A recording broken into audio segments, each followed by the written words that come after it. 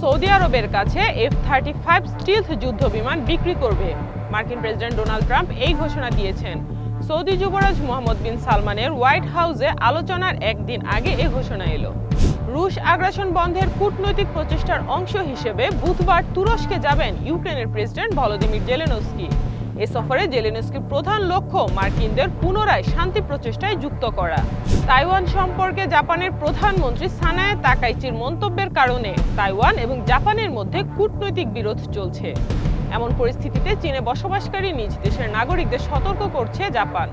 জালিয়াতি ও মানব পাচারের ঘটনা বেড়ে যাওয়ায় 22 নভেম্বর থেকে ভারতীয় নাগরিকরা আর ভিসামুক্ত সুবিধায় ইরানে ঢুকতে পারবেন না।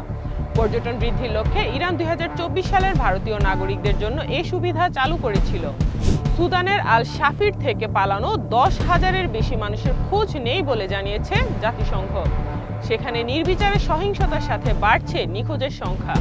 18 মাসের অবরোধের পর অক্টোবরে শহরটি RFF নিয়ন্ত্রণে নেয়। ফ্রান্সের তৈরি 100টি রাফায়েল F-4 যুদ্ধবিমান এবং উন্নত আকাশ প্রতিরক্ষা ব্যবস্থা পাচ্ছে ইউক্রেন। রাশিয়ার ভয়াবহ আক্রমণ থেকে নিজেদের আত্মরক্ষার ক্ষমতা বাড়াতে ইউক্রেনকে এই যুদ্ধ বিমান দিলেন ম্যাক্রো। ক্রমবর্ধমান উত্তেজনার কারণে চীন জাপানে যাওয়ার প্রায় 5 লাখ ফ্লাইট বাতিল করেছে বলে ধারণা করা হচ্ছে।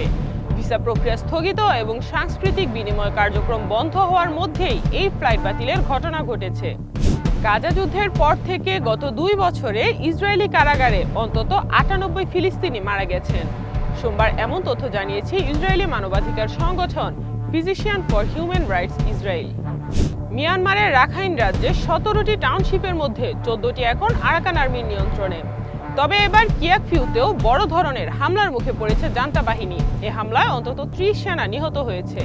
মাদক দমন করতে প্রয়োজনে মেক্সিকোতে সামরিক হামলার হুঁশিয়ারি দিয়েছেন ট্রাম্প। তিনি সতর্ক করে বলেন, যুক্তরাষ্ট্রে যে বিপুল পরিমাণ মাদক ঢুকছে তার বড় অংশই আসে মেক্সিকো সীমান্ত হয়ে, তাই প্রয়োজনে মেক্সিকোতে সামরিক হামলাও হতে পারে।